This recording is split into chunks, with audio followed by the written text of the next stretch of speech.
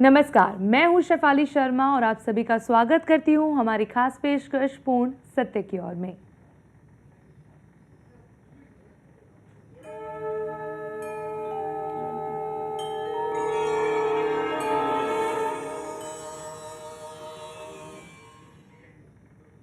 मुस्कुरा दे जिंदगी, कर्ज निभाना है, कितनी मुश्किलें क्यों ना हो, कदम आगे बढ़ाना है। जी हाँ, लेकिन फिर भी कई बार जिंदगी में ऐसी परेशानियां आती हैं जो हमें अक्सर आगे बढ़ने से रोकती हैं और ऐसी मुश्किलों में हमारा साथ देता है वास्तु से जुड़े पहलुओं पर आज चर्चा करने के लिए और इस पर आपका मार्गदर्शन करने के लिए हमारे साथ स्टूडियो में मौजूद हैं आचार्य मुकेश के बंसल। तो चलिए कार्यक्रम की शुरुआत करते हैं।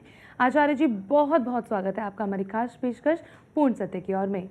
हरे कृष्ण। आज हम आपसे बात करेंगे वास्तु के उन विषयों के बारे में जिनमें हमारे लिए वो कारगर साबित होता है। हमारी जिंदगी में बहुत सी परेशानियां होती हैं, क्या सभी परेशानियों को दूर करने में वास्तु कारगर साबित होता है? सभी विषयों पर थोड़ा सा हम ध्यान देकर देखें तो हमें लगेगा कि कोई ऐसी टेक्नोलॉजी या कोई ऐसा विषय या कोई साइंस का कोई एक पार्ट ऐसा एक भी नहीं है जो ह्यूमन वेलनेस के लिए काम ना करता हो, और सभी में अपने अपने दावे भी किए जाते हैं। आप उदाहरण के तौर पर लीजिए, स्वास्थ्य के लिए आपके पास जो थेरेपी अवेलेबल है, एलोपैथी है, आयुर्वेदास है, होम्योपैथी है, सभी पैथी में सभी बीमारियों का इलाज लिखा होता है, दिया जाता है, किया जाता है। लेकिन सभी पैथी अपने अपने एक स्पेसिफाइड सब्जेक्ट में तो कारगर होती हैं और एक कॉम्प्लीमेंट्री सब्जेक्ट में कारगर नहीं होती। इसी तरह से वास्तु भी ऐसा सब्जेक्ट है जो और सब्जेक्ट के साथ साथ जो किन्हीं रिलेवेंट फील्ड में आपके लिए इतना जिम्मेवार होता है, इतनी जिम्मेदारी से काम करता है कि उसकी भरपाई कोई दूसरा विषय कर ही नहीं सकता। और इसके लिए कई अलग अलग विषय भी होते हैं, बट जितनी जिंदगी की समस्याएं लंबी होती हैं उसमें ऐसा कह सकते हैं कि वास्तु कहीं ना कहीं जिम्मेदार है। बिल्कुल, कहा जा सकता है कि जीवन में अगर कोई परेशानी से लगातार कोई व्यक्ति जूझ रहा हो तो कहीं ना कहीं वो वास्तु दोष से ग्रसित हो सकता है। आचार्य जी, आपसे जानना चाहेंगे सक्सेस के विषय के बारे में। कौन से सिद्धांतों को अपनाया जाए वास्तु में ताकि हमारे जीवन में बहुत सी सफलताएं आए? देखिए, सक्सेस के बारे में तो आमतौर पर बात करते रहते हैं और मार्केट में जाएं तो आपको लिटरेचर भी बहुत मिलेगा। आज नेट पर देख सकते हैं, आप अपना रिटर्न लिटरेचर देख सकते हैं। जितना भी आप मार्केट में घूमेंगे, मोटिवेशन की बातें हैं, सक्सेस की बातें हैं। मैं दोस्तों एक प्रश्न करना चाहता हूं उन कंपनी से, वो लोगों से जो कंसल्टेंट है सक्सेस के लिए या वो लोग जो पैशनेट है सक्सेस के लिए, क्या कभी किसी ने फेलियर को काउंट किया है, उसका कॉज दिया है? किसी कंसल्टेंट ने दिया है कॉज आपको? इतनी बड़ी बड़ी एमएनसीज, इतने बड़े बड़े इंडस्ट्रीज, इतने बड़े बड़े बिजनेस हाउसेज, और वो धराशायी हो जाते हैं। ऐसा कौन सा विषय है जो उसमें फॉलो नहीं हुआ? क्या मैनेजमेंट वहां प्रॉपर नहीं था? Yes, it was there. पूरी तरह से मैनेजमेंट वहां इंप्लीमेंट किया गया था, यूनिवर्स की बेस्ट एफर्ट उसमें डाला जाता है और उसके बाद भी कंसर्न का परिणाम होता है फेलियर। दोस्तों, फेलियर को समझना इसलिए जरूरी है क्योंकि सक्सेस रेशियो बहुत कम है और फेलियर रेशियो बहुत ज्यादा है, और सभी लोग बात करते हैं केवल सक्सेस की। इसलिए आपका ध्यान थोड़ा सा फेलियर की तरफ लाना चाहता हूं। फेलियर के लिए यदि आप डायग्नोज करना चाहें या उस पर टिप्पणी लिखना चाहें या उसको उस विषय की गहराई में जाना चाहें तो आपको मैनेजमेंट की कोई भी कमी वहां पर आपको ज्यादातर नहीं मिलेगी। 90% से ज्यादा केसेस में आपको मैनेजमेंट की प्रॉब्लम नहीं मिलेगी। आपको वहां काम करने के दौरान किसी तरह की समस्या नहीं मिलेगी। एक समस्या जो इसमें सबसे बड़ी आती है, या मैं कह सकता हूं कि यह सब्जेक्ट ऐसा है जिसे आज तक नजरअंदाज किया गया या इस सब्जेक्ट पर कंसिडर नहीं किया गया, that is called law of nature. Law of nature को जहां फॉलो नहीं किया जाता वहां इंडस्ट्रीज में बहुत ज्यादा चांसेस हैं कि वो अपने आप में एक समय के बाद वो असफलता को प्राप्त हो। परिणाम दोस्तों अंत में देखा जाता है, बीच में देखा हुआ परिणाम ना परिणाम होता है, बीच का भला ना भला होता है, बीच का बुरा ना बुरा होता है, अंत भले का भला होता है, अंत बुरे का बुरा होता है।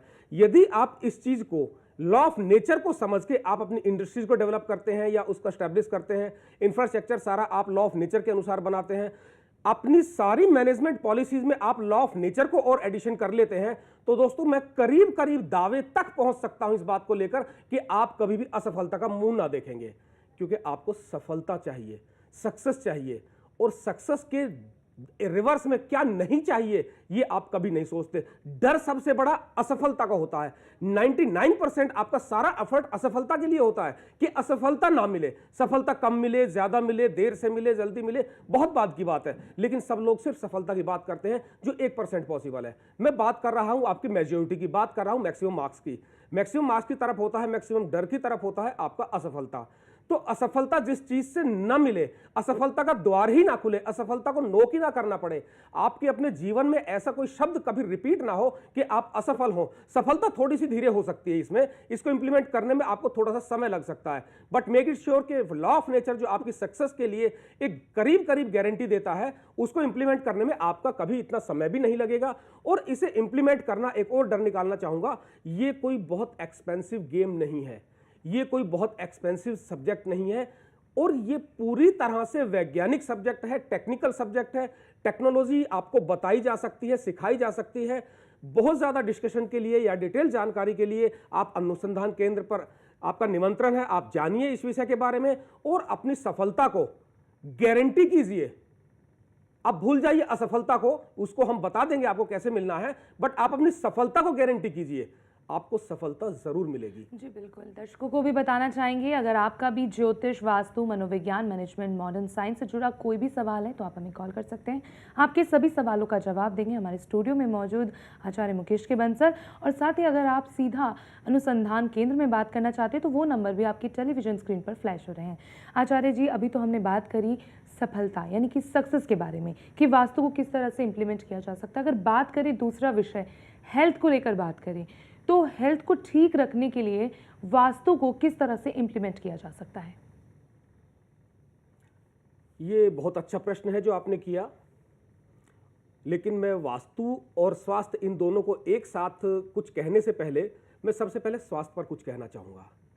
दोस्तों, हमारी हमेशा तमन्ना होती है कि हम स्वस्थ रहें, लेकिन कैसे?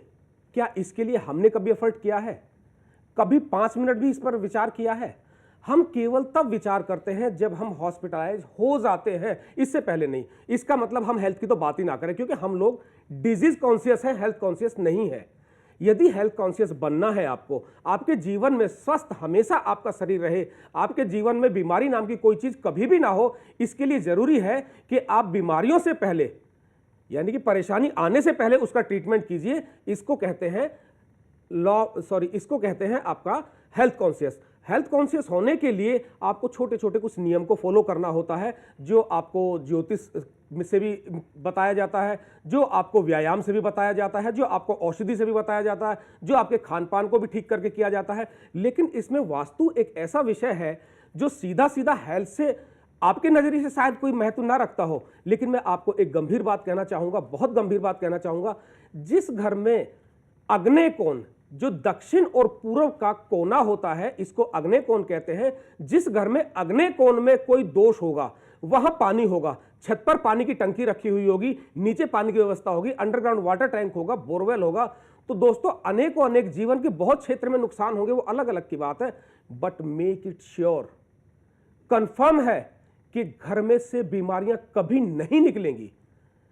साउथ ईस्ट में यदि आपके यहां फॉल्ट है तो आप भूल जाइए, ऐसे केसों की बाढ़ लगी हुई है हमारे पास। जो लोग आते हैं, सर जितना भी हमने ट्रीटमेंट कराया है, फाइनली डॉक्टर ने यह कह दिया कि इससे आगे मेडिकल साइंस में कोई रास्ता नहीं है।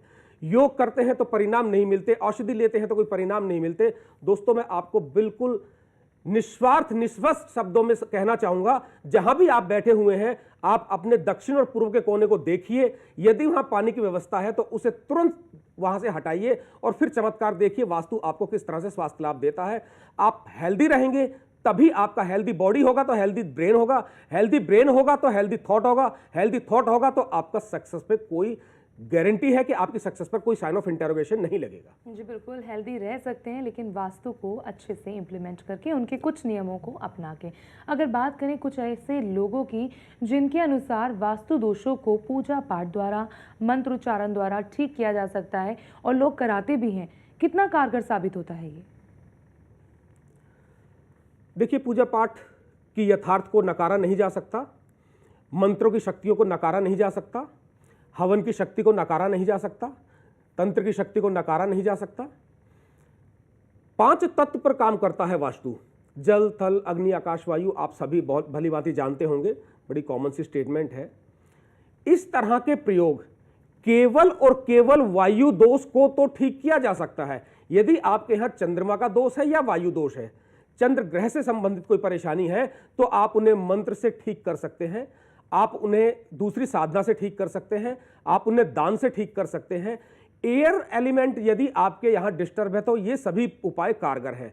लेकिन आपके यहां दूसरे यदि कोई एलिमेंट, मान के चलिए अग्नि तत्व में की दिक्कत है, मान के चलिए भूमि तत्व की दिक्कत है, आकाश तत्व की दिक्कत है, तो इस तरह की दिक्कतें आप मंत्र तंत्र इन सब चीजों से ठीक नहीं कर सकते। कोई रास्ता नहीं है, कोई परिणाम नहीं है, कोई अटेम्प्ट नहीं है, वेस्ट एक्सरसाइज है। आप पैसा और समय खराब करके एक बड़ी दुर्घटना की तरफ बहुत स्पीड से बढ़ना शुरू हो जाते हैं। यदि आपके यहां, फिर रिपीट कर रहा हूं, आपके यहां केवल वायु दोष का काम है, तो आप हवन से ठीक कर सकते हैं, दान से ठीक कर सकते हैं, मंत्रोच्चारण से ठीक कर सकते हैं।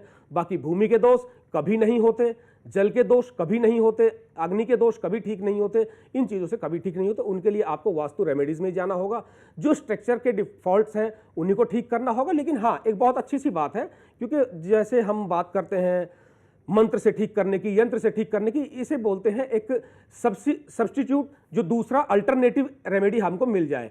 अब क्योंकि इतना आसान नहीं है कि वास्तु में सब चीज़ों को तोड़कर हम ठीक करें, या जहां पर जो फॉल्ट है उसके अकॉर्डिंग जैसा रिक्वायरमेंट है वो इंप्लीमेंट करना ही करना है। बहुत एक्सपेंसिव जॉब भी हो जाता है।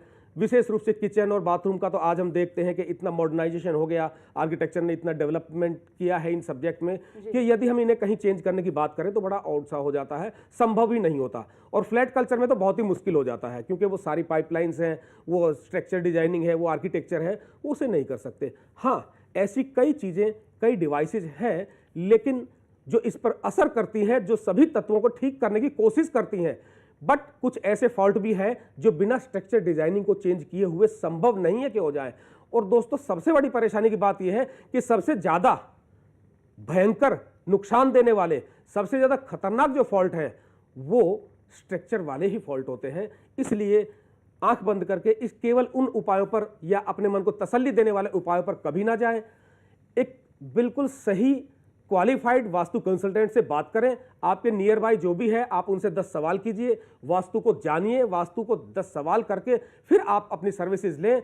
मैं उम्मीद करता हूं आपको वास्तु दोष खत्म करने के बाद आपके जीवन में बहुत सुख, शांति और स्वास्थ्य मिलेगा। बिल्कुल, हम हमारे दर्शकों को भी बताना चाहेंगे, वास्तु से जुड़ा अगर आपका कोई भी सवाल है तो आप मुकेश के बंसल, हमारे साथ जो आचार्य जी बैठे हुए हैं, इनसे भी आप संपर्क कर सकते हैं और सीधा अनुसंधान केंद्र में भी कॉल कर सकते हैं। फिलहाल अभी वक्त हो गया एक छोटे से ब्रेक का। ब्रेक के बाद जल्द हाजिर होंगे हमारी खास पेशकश पूर्ण सत्य की ओर में।